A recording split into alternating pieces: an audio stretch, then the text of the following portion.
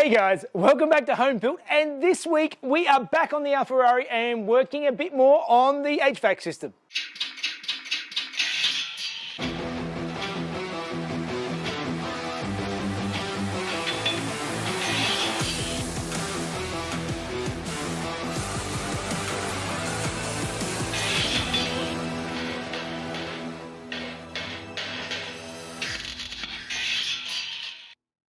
All right, welcome back guys, and those of you who were watching last week will have seen that I spent a fair bit of time going through to see if I could fit air conditioning into the Alfarrari after I'd said long before that it would never fit, and I did finally manage to make it fit. Now, if you missed that episode, I'll put a link up above so you can catch up, and think about subscribing if you haven't already.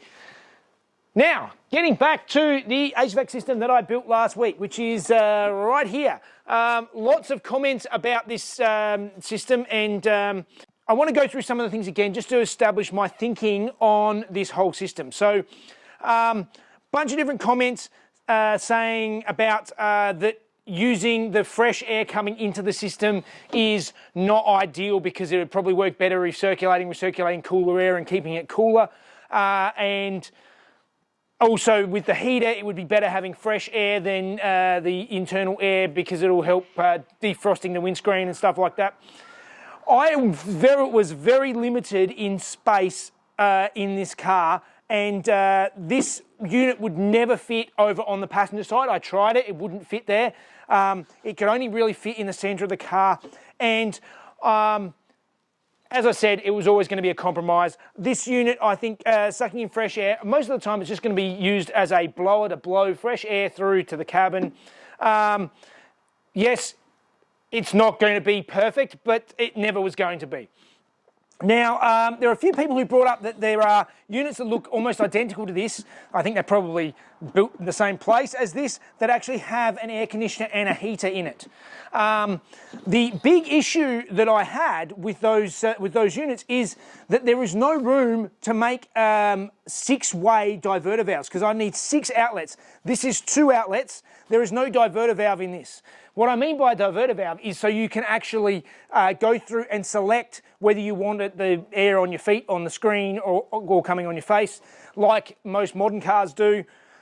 It'd be very difficult to do that in here. Yes, there are possible ways to do it, but not. It's very difficult to build it this way. There are ways you could have done it with custom-made individual electronic valves, which I have seen. There was a guy, Richard, who showed me that he's done it for his car. That's a lot more complicated. It's a lot more complicated wiring to try and set that up. It's not something that I'm looking to do. I'm trying to use the original functionality in the car. So that is my thinking on this. Yes, it is a compromise, but it's just the way it is.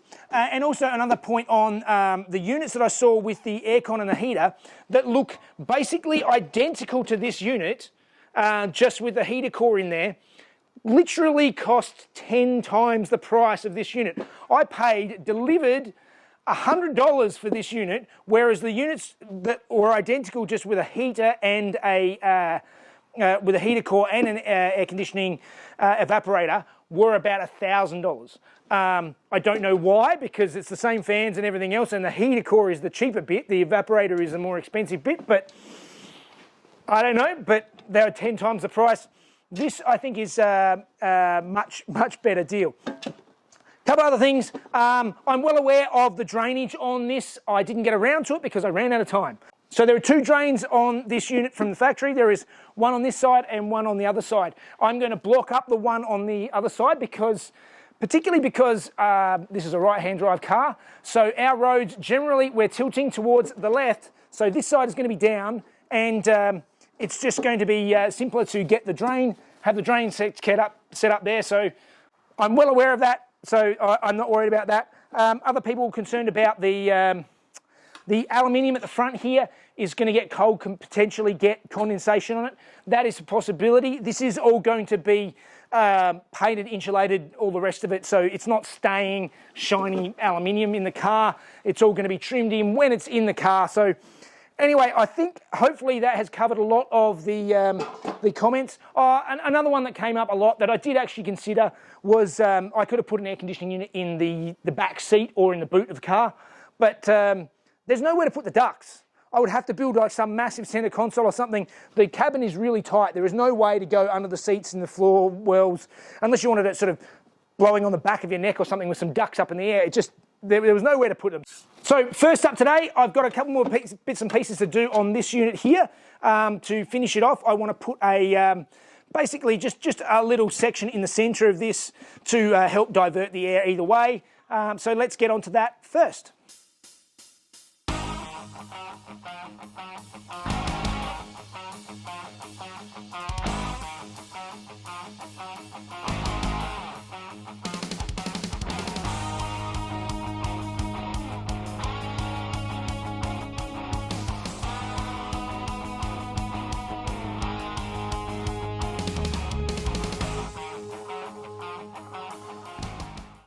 Trust me for rushing. I have welded the whole inside up, and while I was welding, I noticed like I hadn't got the gaps that great around the edge, and a drop of the welding rod fell inside, and there's a piece of metal in there. There's a piece of aluminium loose inside my. Oh, so annoying. Oh, I'm such an idiot. Got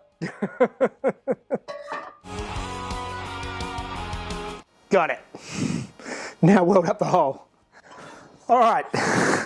I've pulled that bit out of inside so it doesn't rattle anymore. I know I didn't need to weld the whole thing up. It wasn't necessary, but I just wanted to do it because I can. All right, I'm happy with that now. It's done. As I said, it'll be insulated and stuff later when it goes in the car, so it shouldn't have as much condensation and noise and all that sort of stuff that some people were talking about. This is obviously not going to stay just raw aluminium. Anyway, moving on, let's start having a look at mounting this back in the car and then seeing where we can put the heater.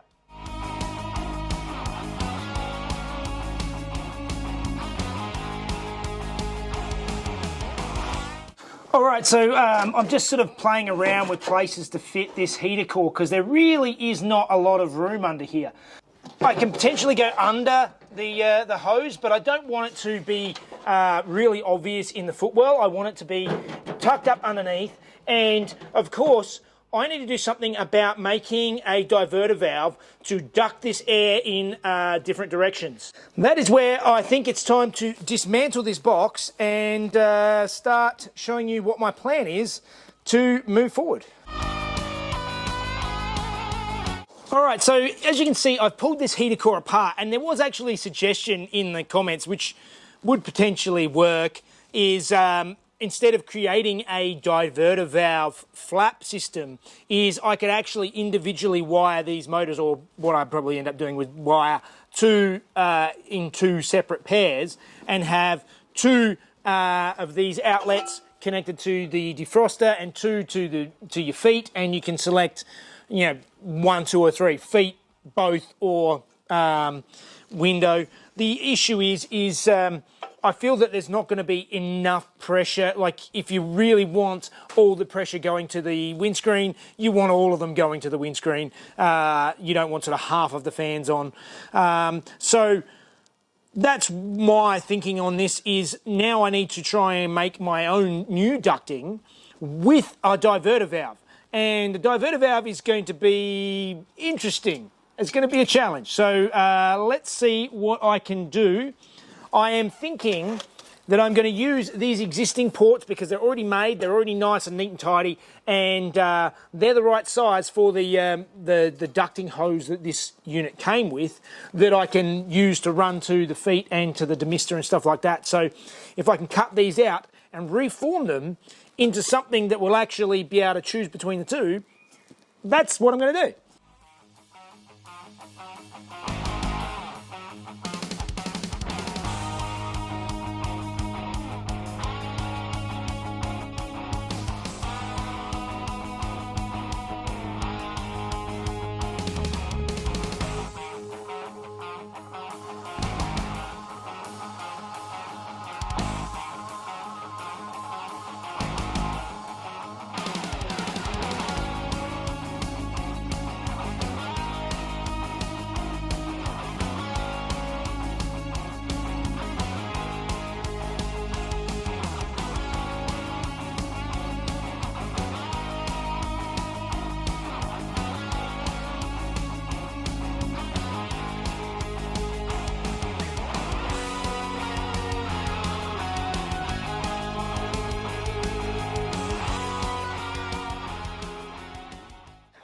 right, well, that was a whole bunch of CAD to come up with this strange looking contraption. So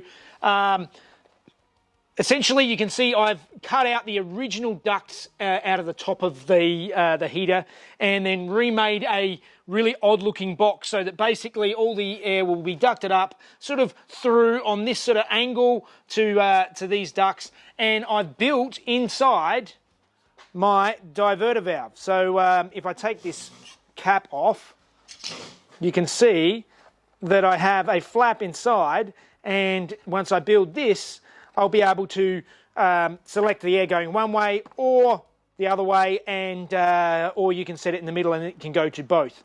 And I'll be able to make an arm up and connect it up to the original cable so that it'll work the same as it would have in the original car. Yeah, there is my diverter valve, and that is the reason, that's only a two-way diverter valve. So to make a three-way diverter valve is even more complicated and more work, and that's why I've chosen to keep these as two separate systems. So I've got air conditioning and heating, and yes, it's compromised, but at least I'll have both.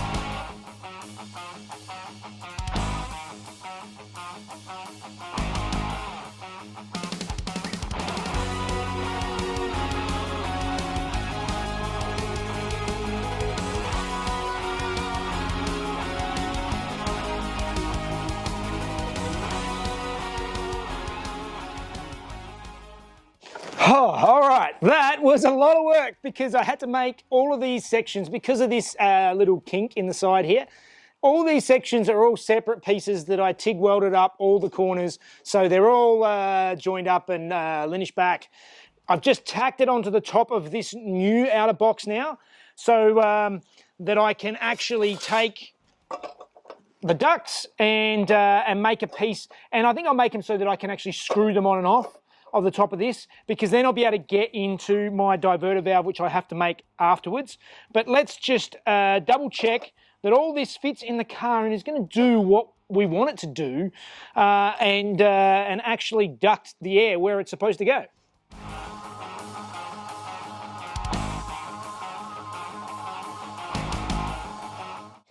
Yep, see, now that all fits up here like so, and there is just enough room for the ducting. It's very tight, but it will work nicely. I'm going to have to make up a custom duct to just duct down to the feet on the passenger side. The driver's side, I've just got enough room to squeeze down next to the steering column, between the steering column and the aircon duct.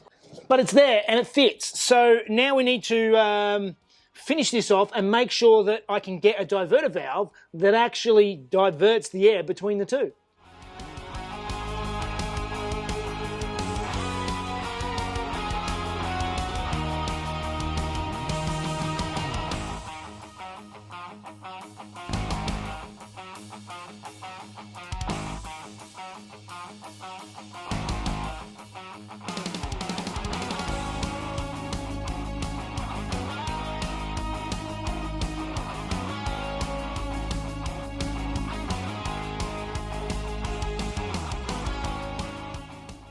All right, well, we have the whole new structure all welded up.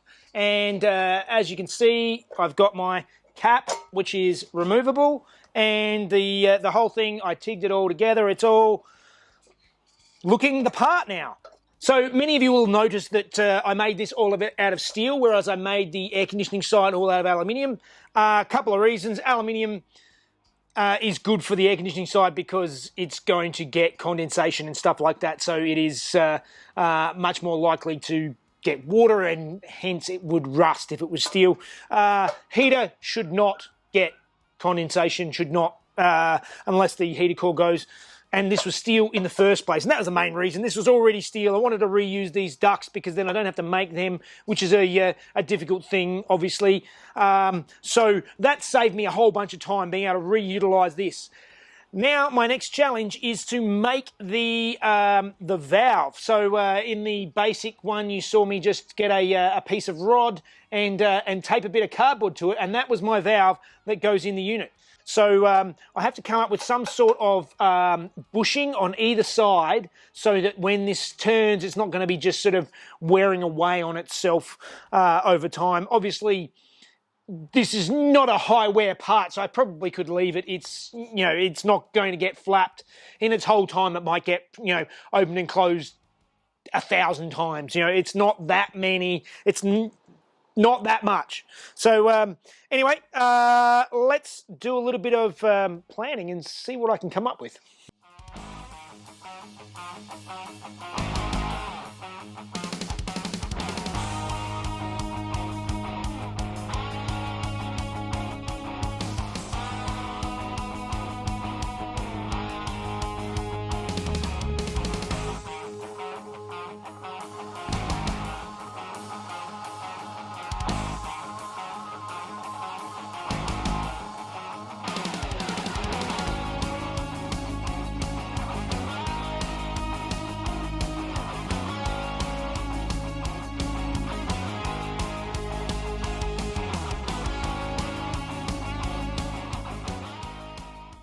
All right, well, that was a lot of work then, but what I did is I made myself up a couple of these little bronze bushings. So you can see there's a couple of these little bushings, and that will let this arm rotate nicely. It's massive overkill, really. You don't really need bronze bushings for this, but they will fit nicely into the housing here, and this will be able to pivot on these bushings. So now I have my bushings in place. It's now time to start working out and making the actual flap for the valve itself, for the inside of this, and then work out exactly the best way to attach it. So some more thinking, I think, moving forward.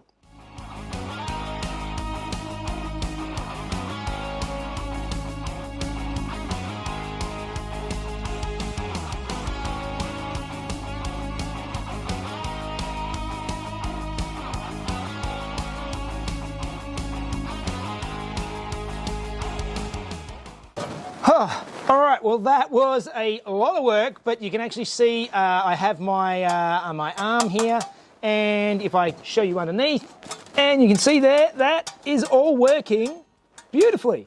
So it's not a 100% perfect seal, but let's face it, it doesn't really have to be. It just needs to get the bulk of the air through. I am going to put a bit of rubber stripping on the end of it, on the tip, so that it doesn't make a banging noise, and also it will seal a little bit better.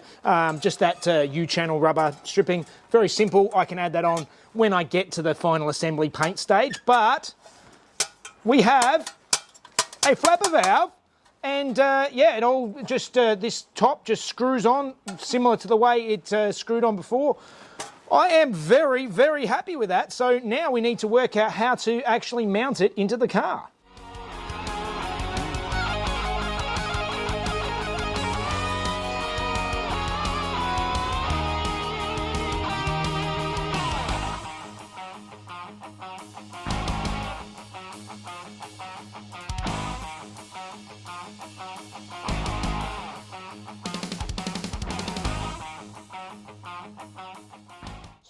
All right, so this now fits up in here beautifully, if I can get it into space, all tucked in nicely.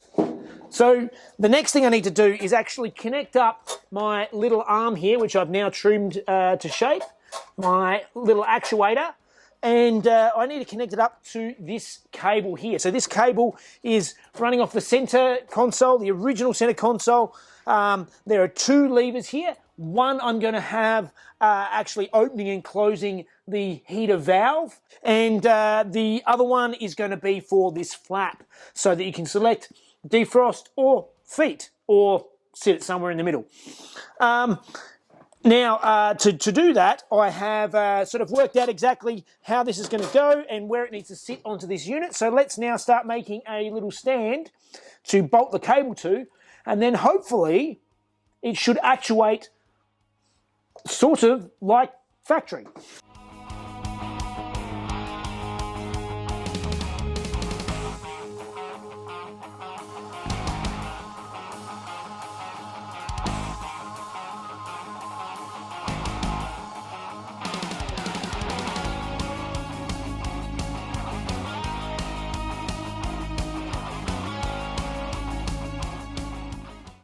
All right, I am very happy with that. So I have my valve here, and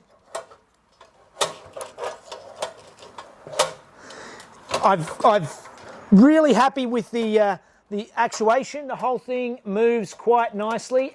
If you can hear that, it's flapping from side to side. As I said, I'll put the rubber on it to dampen that down. It uses basically the entire travel, so I got the lengths right for the bend on the arm, because obviously if I made the arm longer, then it would require, you know, a longer lever here. So I got and if it was shorter, it would only use the middle of the lever. So that is pretty much exactly what I was looking for. Yeah, that's spot on what I was after. So I'll just put it all back in the car for now, just to sort of see how it looks. And yeah, I am very, very happy with the result.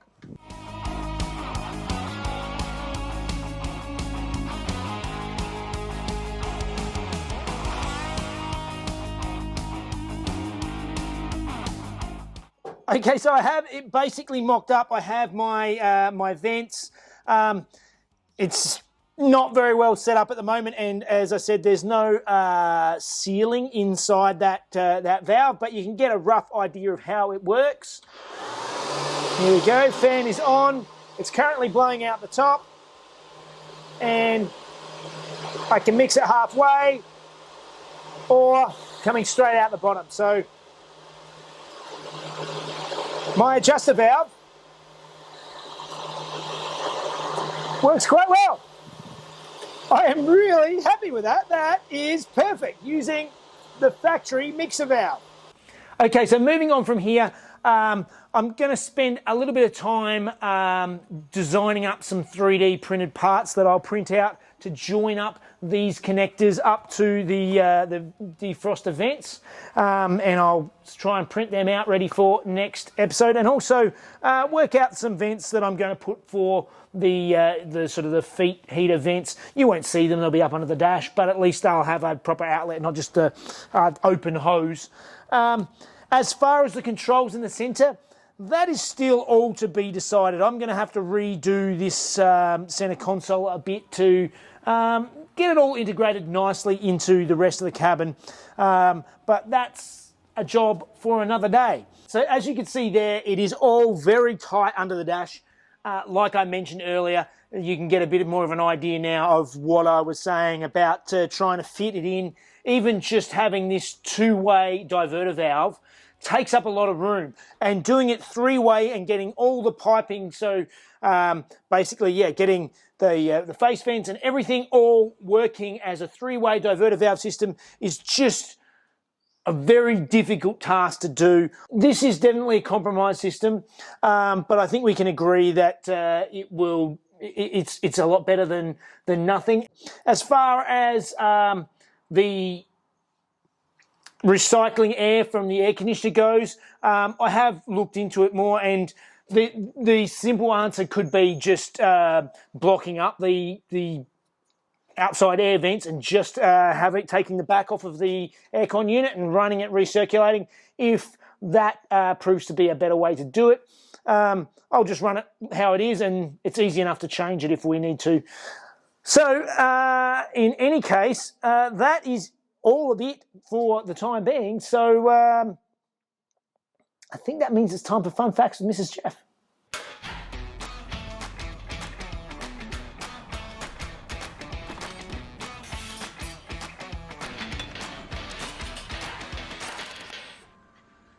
Hey guys, in 1952 and 1953, Formula 1 regulations were sidelined and the World Championship was run according to Formula 2 regulations. By 1954, Formula 1 regulations were reinstated and Ferrari converted their 553 F2 to make the 553 F1. This car used the Lampredi 4-cylinder making 260 horsepower, and due to its rounded body work and air intake, it was nicknamed Squalo, or Shark in Italian. By 1955, the car was upgraded to the 555 F1, which went from the front leaf spring to helical springs, and it also changed from a 4 to a 5-speed gearbox. The bodywork was also extended and the nickname changed to Super Squalo or Super Shark. Despite these improvements, the Ferrari struggled against the sheer strength of the Mercedes. And internally, after serious disagreements, the lead designer, Aurelio Lampredi, left the company. In the end, the 555 F1 won only one race at Monte Carlo, which was marred by Alberto Ascari ending up in the ocean in his Lancia. Sadly, this was only 4 days before his death in testing at Monza. All right, I'm quite happy with the progress this week. Getting that diverter valve made was, it was a bit sort of complicated, took a bit of thinking, but I think it's going to do the job. It's not going to be the greatest heater in the world, but it will do the job here in Australia where we get cold, but not European cold. So it's ticking things off the list. It's not going to be long now until I have to get this thing off of the this stand onto the rotisserie and start doing some final welding and stuff. And let's hope that we get it all done before your hair gets too big to fit in the car. I really need a haircut. All right, guys. Well, please like and subscribe and send a comment to Jeff. Like I said, he loves reading them. Yep, and join us on Patreon. It does help me out getting these crazy projects going further and further down the rabbit hole. And there's videos with no ads if you do that. Yes. The day before. Watch them a day early with no ads. All right, guys. Have a good one. See you next time. Formula 2 regulations were sidelined and Formula 1 regulations. converted their SS53. 553. The fives. By 1952, in the end, the 555 F1 only won one race. In the end, the 555 F1 won only one. In the end, the 555 F1 won only one. In the end, the